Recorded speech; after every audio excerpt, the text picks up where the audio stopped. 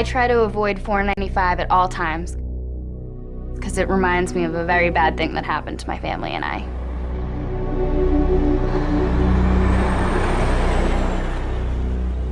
Living close to the highway, I never really thought about safety factors.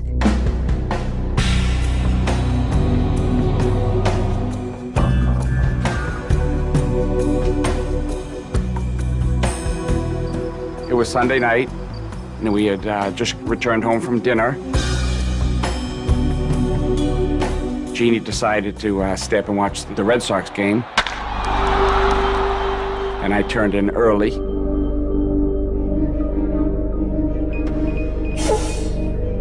The weather was very hot. It was extremely oppressive. Shay came home at her curfew. She has a 12 o'clock curfew. She actually came home probably about 15 minutes beforehand. To me, I was like, oh, I'm doing good. I'm doing good on time. I came in and I went straight to the back door just to see if it was unlocked, and I just left it unlocked, thinking that my brother was coming home that night. I wanted to make sure that he wasn't going to text me 2 hours later being like, hey, Shay, can you come unlock the door? It's locked. Shay was being a good sister and looking out for her big brother. I neglected to tell her that Ryan had called earlier in the evening and said that he was going to spend the night at his friend Ricky's house. I don't think anyone ever prepares for anything like this to happen to them.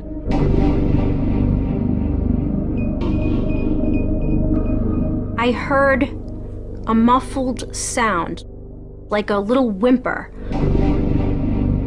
come from the bedroom right next to us. And I thought that was odd. Shay must be having a bad dream or something. And Kevin got up at the same time. She said, I'll check on her. And I said, no, I'll check on her, which really isn't the norm. Usually I'm selfish and want to get all the sleep I need. And but that morning, something told me to get up. I got up, and my wife Jeannie followed me in there. I opened up the door, and I saw a black silhouette over my daughter. I woke up in the middle of the night to a cold object on my neck. I thought it was a gun. I didn't know it was a knife. I just saw dark eyes in a mask. The man spoke, and it was a voice that I had never recognized before, and he said, if you make any effing noise, I'm going to kill you. And that's when I just kind of went into panic mode. And I just started kicking. And I just pushed my back against the bed, hoping to make as much noise as possible so that my parents could wake up and hear me. And my dad, the first thing I heard him say was, who are you? And the man stood up from leaning over me and just went straight for my dad. And we saw a knife in his hand.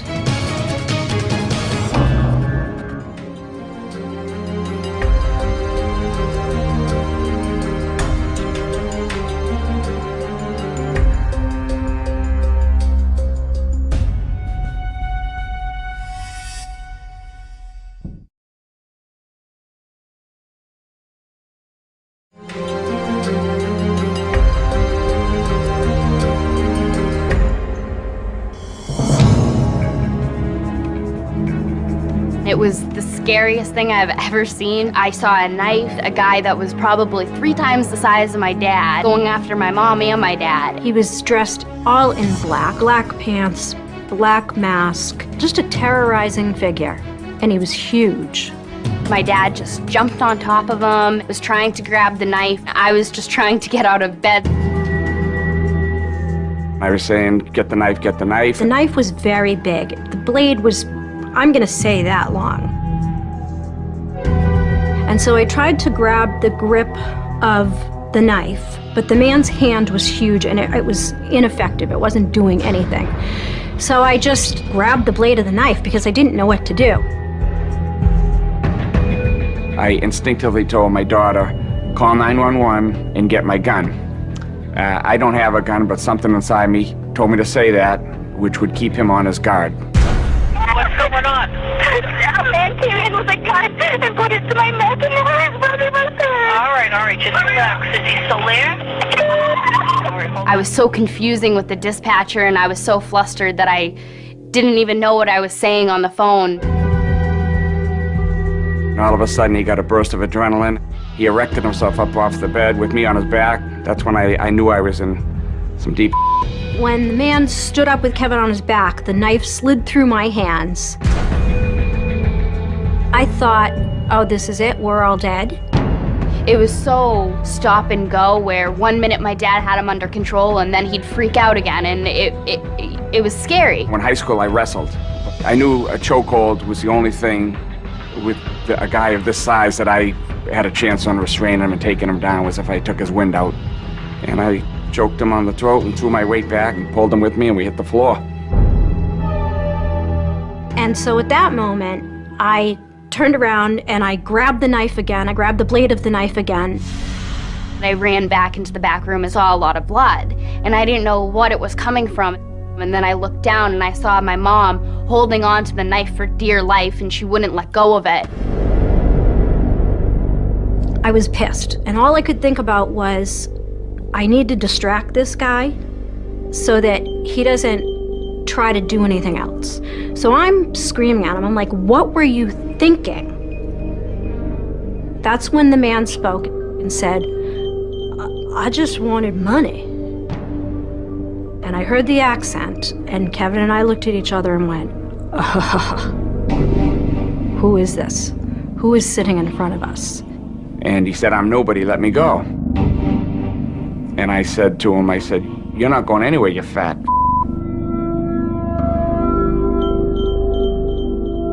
When I saw the police come into the driveway, I was ecstatic. I was so relieved and so happy, because I knew that at that point everything was going to be fine. And the second that the first officer got into the house, he just grabbed the guy and got him under control and everything.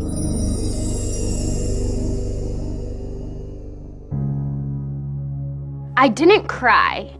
I just immediately hugged my dad. He was really choked up. It really hadn't hit him yet. I don't think it hit any of us, what had happened. As I left the room, Shay was with me. We just held on to each other for a little bit. And I wasn't going to let go of her for the life of me.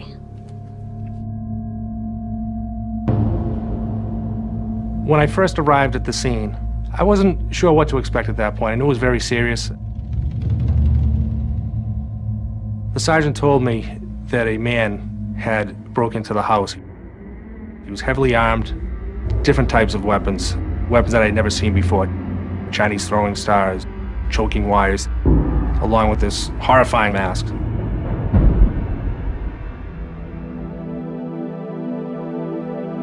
After they left our house with this intruder, Jeannie and Shay went by ambulance to the hospital to tend to Jeannie's wounds. Ryan was in shock when he found out what happened. He felt bad that he wasn't there, that he was spending the night at his friend Ricky's house. And it's unfortunate, because he shouldn't, because it's not his fault in the slightest bit. I think he just wishes that he was there to just protect us. Detective Tyros told me that the man that had broken into our house was a long-haul trucker. His name was Adam Leroy Lane. Lived in North Carolina and was running routes up and down from North Carolina up to Nashua, New Hampshire, and various locations throughout the metropolitan Boston area. He had a wife and he had 3 daughters. That made me sick to my stomach to know. On August 2nd, a few days later, we conducted a search warrant of Adam Leroy Lane's truck. We found his logbook, receipts, some more knives. We also found a movie inside of a DVD player. That movie's titled Hunting Humans. This movie is about a serial killer that goes around randomly killing people without any motive or reason other than to just kill people. Later I learned that Adam Leroy Lane was on the prowl in our town for approximately 5 hours. He tried to get into at least 3 other houses before eventually getting into the McDonough residence through an unlocked door. he was out in our town hunting humans at night. We started to think, maybe he's done this in other places and just hasn't been caught yet.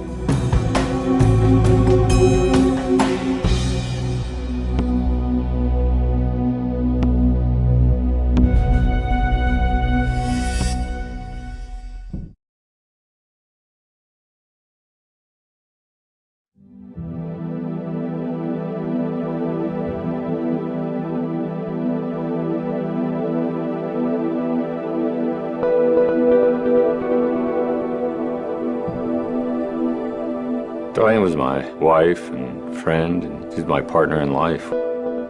I'd known her since I was 15.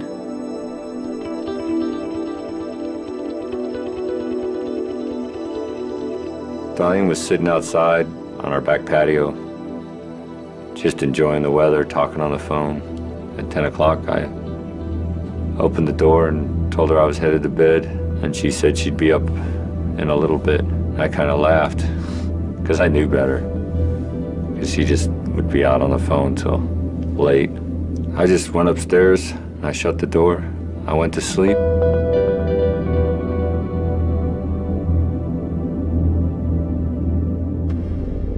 I was just laying in bed, and my bedroom door opened up, and guys started screaming and shining flashlights at me. Guys were screaming at me to get my hands in the air. I thought it might be a home invasion or something. And I started to look past the flashlights and stuff and could see the silhouettes of the men standing there, and then I could see guns pointed at me. And then one of the troopers identified himself as a state trooper. So I put my hands in the air. They asked if my son was there, and he walked up on the police and put his hands above his head. And then they handcuffed him. I was able to look around. I see my wife's purse and sitting there with her cell phone and keys on one of the chairs at the kitchen table. And I told my son, we got big problems. Your mom wouldn't leave without her phone and her keys. Then I started seeing flash photography going off. I knew that wasn't a good sign. After about 3 hours, one of the detectives came in, sat me down. And that's when they told me that Darlene was dead and she was killed at the hands of another person. That's when things started to fall apart for me. I remember hearing my son scream. He was in the kitchen, still handcuffed. He broke the chair he was sitting in. He had butted the refrigerator. There's still 2 big dents in it.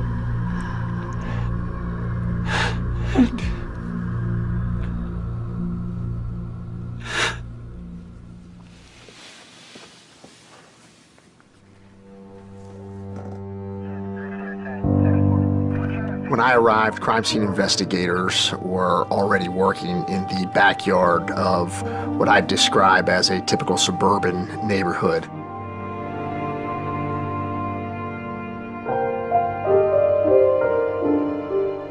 This woman had been on her back patio talking to a male friend on the phone. Darlene's friend hears the call sort of abruptly end, a sort of muffled sound, an abrupt end to a call that, in his experience, wouldn't normally happen, talking to Darlene. He tells his wife they hop in their car and drive to Darlene's home, where he discovered the body on that back patio. She suffered a fatal stab wound in the neck area, ultimately causing her death. I got woke up about 6:45 on the 13th from a phone call from my brother.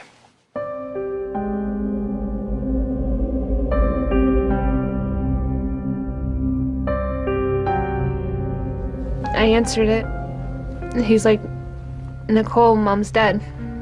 I'm like, "What? You're kidding me? Tell me you're lying." He's like, "No, she was murdered last night." And then I just felt my whole life just completely fall apart.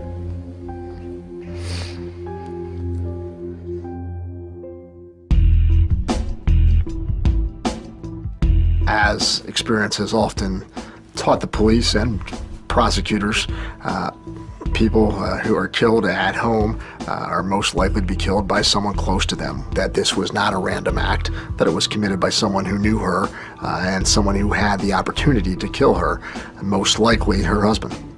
They accused me of killing my wife. They just wanted me to break down and say I did it or paid somebody to do it. I knew I didn't do it.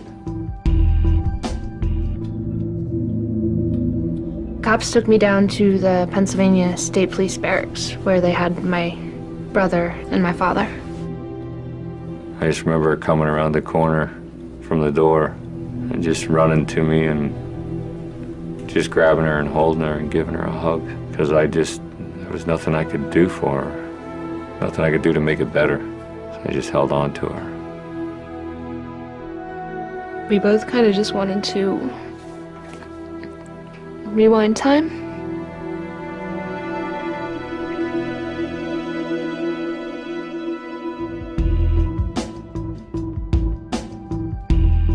I never asked myself once if my dad killed my mom because I just knew. My mom had no enemies. She was just a great personality and was just loved by everybody. So it was kind of like, why would someone want to hurt her, let alone kill her? And who would do it? Who could be such a monster?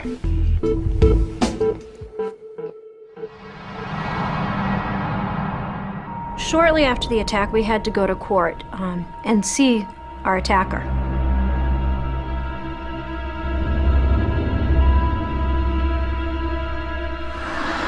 He was kept in a plexiglass, bulletproof partition on the other side of the court from us. He just looked like a caged animal. He was disgusting. He wouldn't stop staring at me, and that was the worst feeling in the entire world. I wanted to leap over the railing, actually, because I was so angry at that point. I mean, I really wanted to get a punch in or something. There was no way that we could allow this guy to hit the streets.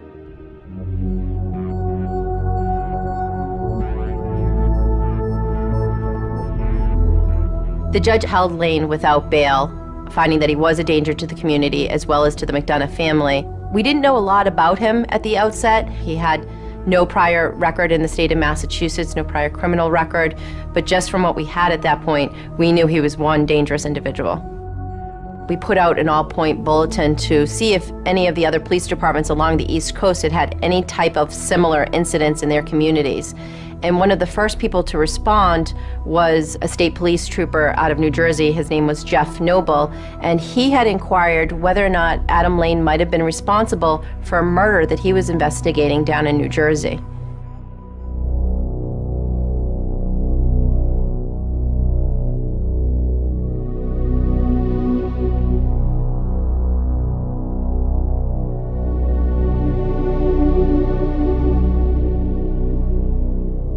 On the morning of Monday, July 30th, 2007, New Jersey troopers responded to the home of Monica Massaro.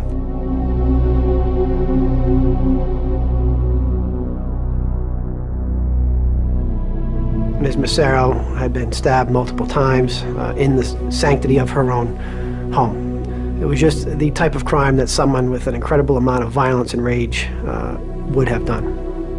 Monica Massaro was a single 37-year-old female. She lived by herself. She was very active socially. She had a lot of friends, really lived life to the fullest. We didn't have anybody that we would call suspects specifically, and that proved challenging for us.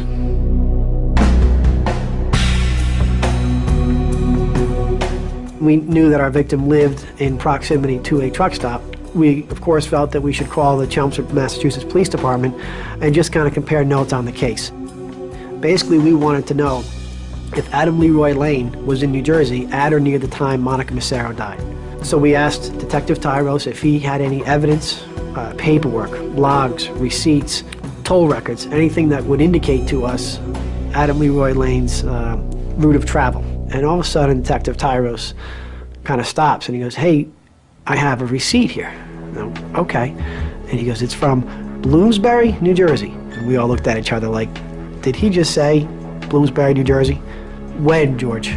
When? And then he gave us the second piece, which was July 29, 2007, right at the time we believe Monica died. A short time later, I heard Detective Noble say, "George, we're coming to Chelmsford."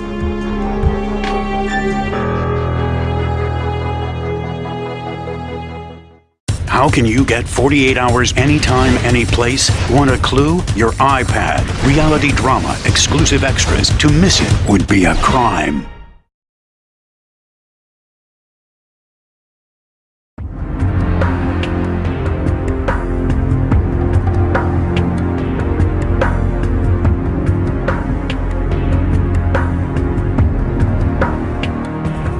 When we arrived in Chelmsford, Massachusetts, we immediately started, the questions, where's the evidence? We want everything that Adam Lane could have had in his possession at the time of the murder. We wanted to know where was the truck, and we learned that the truck had already been released. We had Adam Leroy Lane's tractor trailer for approximately 3 weeks. Legally, we were only able to obtain evidence that pertained to our case. At that point in time, we didn't have any other cases. So unfortunately, after several weeks, the owner of the tractor trailer was looking for his truck back. Without any other cases, we had to eventually give him his truck back. Everything in there that belonged to Adam Lane, the owner of the company threw into a dumpster, which was located in the impound yard in Massachusetts where the truck had been. The trash hauling company was scheduled to pick up and empty that dumpster on that very day. We got very lucky. We basically beat the trash hauler to the dumpster, and the dumpster was packed, it was full. We suited up, took an entire afternoon. We took every piece of debris and trash out of that dumpster. And in that bottom of the dumpster, we found basically all of Adam Lane's personal property. Clothing, shoes, socks. Without a doubt, every detective there suspected that we were coming across key potential DNA evidence in this case. We couldn't wait to get back to New Jersey, submit this stuff to the forensic laboratory, and let the evidence basically show us, what happened.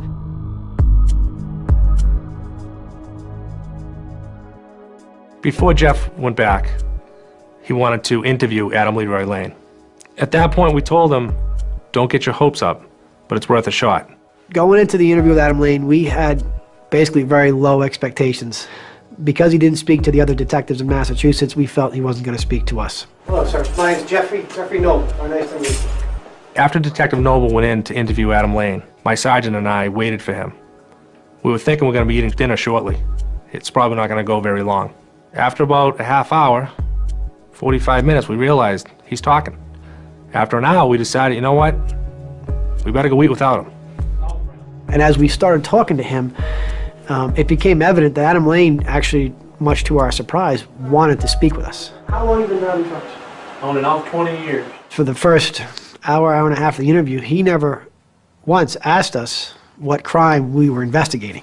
And my impression of that is he didn't need to ask because he knew why we were there. He knew it and we knew it. They took movies that I had in the truck and made it seem like I was the worst mass murderer you'd ever seen in your life. Just because I like horror movies. We did not have the benefit of the forensic results. So this whole interview was done basically with my partner and I just feeling out Adam Lane as we went. Did you go anywhere else? No. We told him, we're not here because we think you did something in New Jersey. We told him we're here because we know you did something in New Jersey. And you could see Adam Lane's demeanor start to change. And my impression of it was he was starting to come to the realization that he was caught. And after several seconds, he said the words, "I'm done."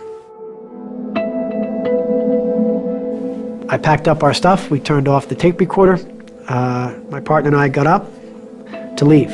We walked out of that room, and after several minutes, Adam Lane made a motion through the window of the door, made a nod for us to come back in. And at that point, we knew exactly where we were. We knew that Adam Lane wanted to confess. This is going to kill my family. That he wanted to tell us what happened that night.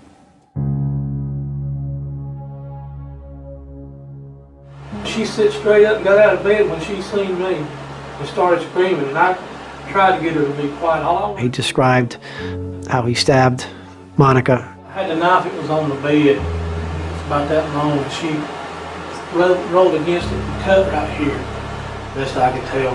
And I'm no medic. It cut this jugular vein right here. How far across? Out here. He described where he stabbed her. Between the legs, on the stomach. Did you have any sexual attraction during any of this? No. Did you, Look, I love my wife. I love my wife very much. I ain't out for sexual choice. what happened next then? She bled to death. I couldn't do nothing about it. It didn't take very long. About how long? Less than 60 seconds.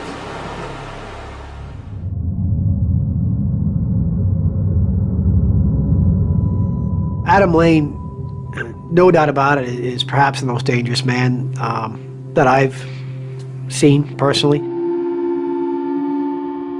And the reason is because there's no explanation. There is no why with Adam Lane. And he killed Monica Massaro just, in my opinion, for the sport of it.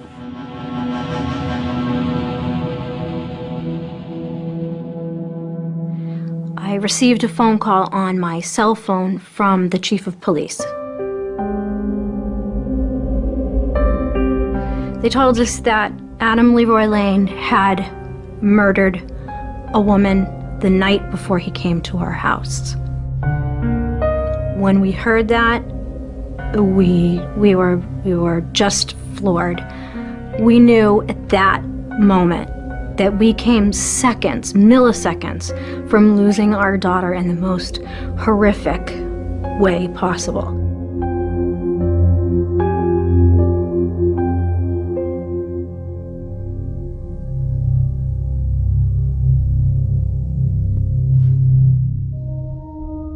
Why do you think Adam Lane suddenly confessed to murder?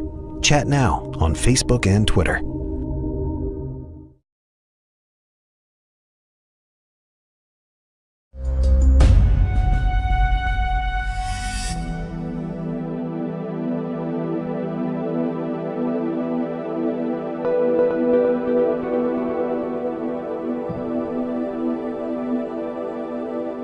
My biggest fear after I lost my mom was that I was going to lose my dad. I didn't want him to end up in prison for something that he didn't do.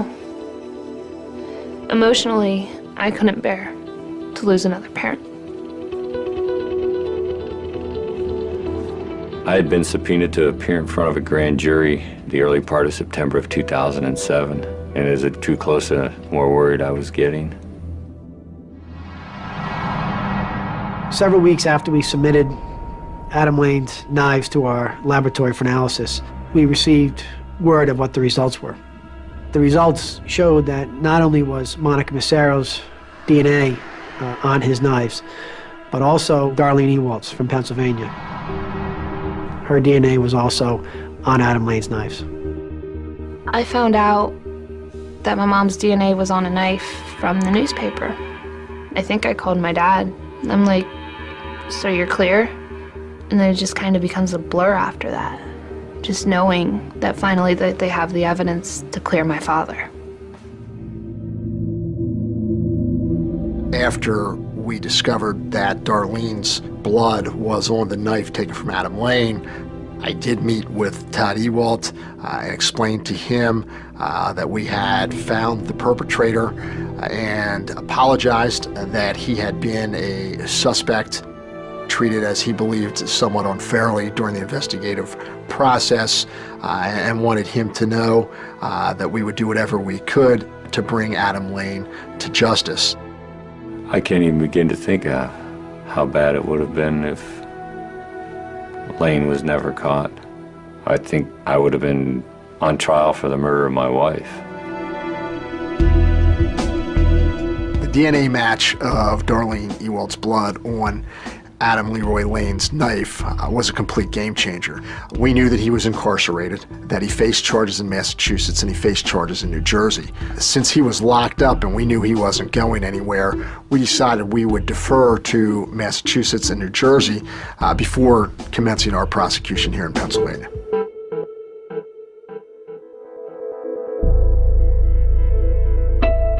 Even though he terrified me, I wanted to face this guy down. I'm sorry, but you don't come into my house and attack my family.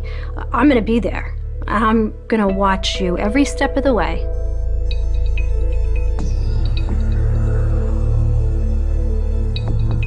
We knew pretty much from the outset that this case was not going to go to trial. There was really no defense that he had to offer. He was caught red-handed in the McDonough's house by the Chelmsford Police.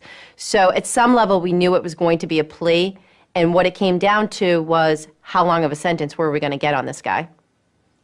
The one sticking point for Adam Lane seems to be the sexual assault charge. He was adamant that he wasn't going to sexually assault Shay McDonough. This wasn't about sex. So I went to the McDonoughs and we discussed it.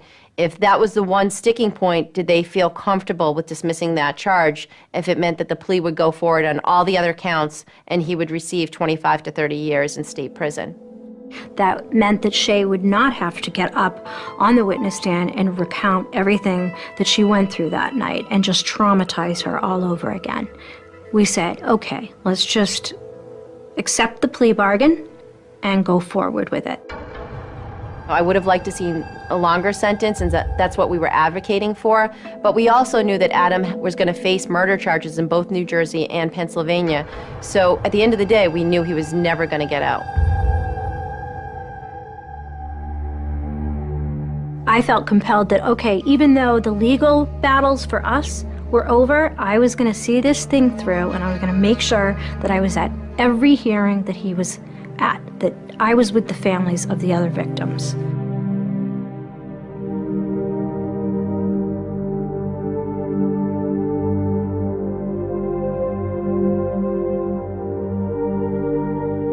We went down to the sentencing for Monica Massaro.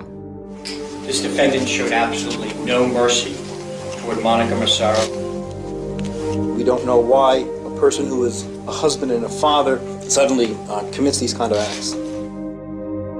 I just was heartbroken for Faye and Frank Massaro. Monica was their only child and only daughter, and their whole lives revolved around her. I remember giving Monica's mom a hug and just saying how sorry I was and just really feeling her pain. And it was hard. It was really hard.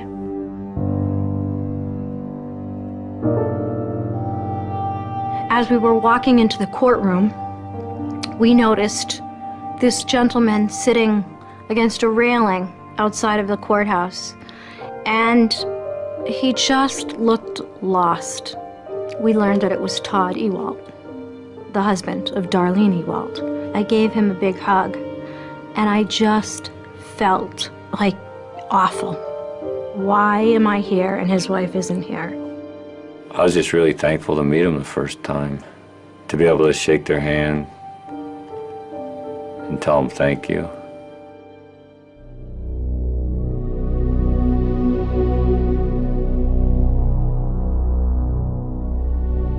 For them to finally have their daughter's killer face the consequences for what he had done, I was relieved that they were able to be there and see him sentenced. You are sentenced to serve 50 years in the New Jersey State Prison.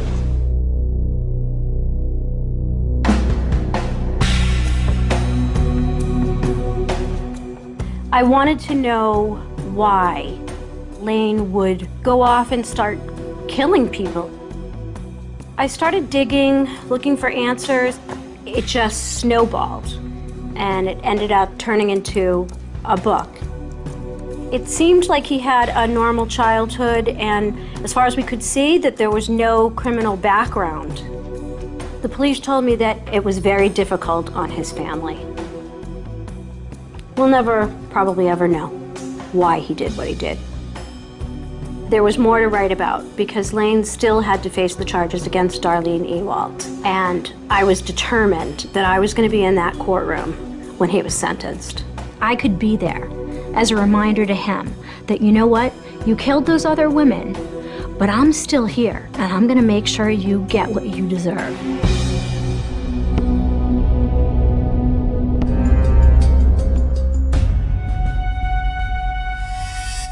How can you get 48 hours anytime, any place? Want a clue? Your iPad. Reality drama, exclusive extras. To miss it would be a crime.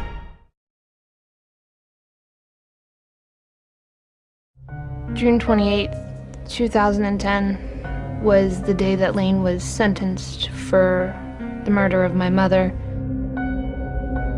The McDonoughs were there, and the Massaros were there. It showed a lot of solidarity between the families, the connection that we all feel as a result of being tormented by this guy. There was some tension in the courtroom, but there was also a lot of tears and pain. And then there was just nothing from Lane. He was a blank slate. It's like he didn't even care. We initially sought the death penalty against Mr. Lane. As we continued to talk with the Ewalt family, they were becoming concerned about an actual trial, going through the emotional aspects of hearing about Darlene's death in a trial, the fact that a defense tactic might be to try and blame Todd as the killer. Serial killer who police say went after random women along his truck route will spend the rest of his life behind bars. Lane pleaded guilty as part of the plea deal. Some of Ewalt's family were in the courtroom today and they supported the agreement. It was not hard to accept a plea deal for life in prison for Adam Lane, because whether he's on death row or not, it's not going to change my circumstances at all, because nothing can make up for all of the pain that he's caused. There's just no way. I feel like if there's anything I can do for Nicole to make the road ahead easier for her, I owe it to her. I can call Jeannie anytime. She's programmed in my speed dial. And usually, at the end of every phone call, it ends with, "I love you." It's great because it's almost like a second mother. The McDonoughs are sort of like heroes in my book. They stopped an innocent man from going to jail. They put a guilty man away. And they saved countless women. It's hard looking at the other families and seeing that the hard times that they've been through and how traumatizing everything has been for them. And I do feel guilty that I'm still here and that others aren't, because it sucks.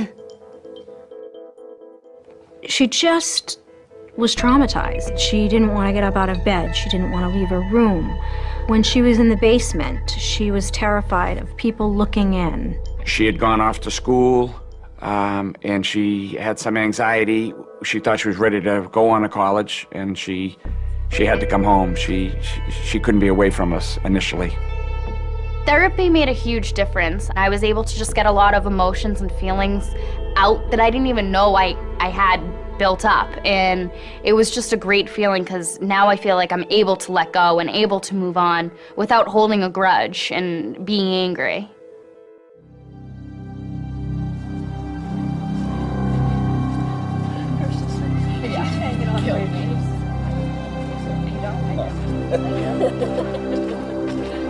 Every time I leave the house or every time I go anywhere, we never forget to say I love you because you never know what can happen. Somewhere good, and I know. When I go to bed at night and I look at my husband, I think, you are just my hero, really. I mean, he saved my daughter's life, he saved my life, he saved his own. We're here because of him, so he really is the hero. He's a hero.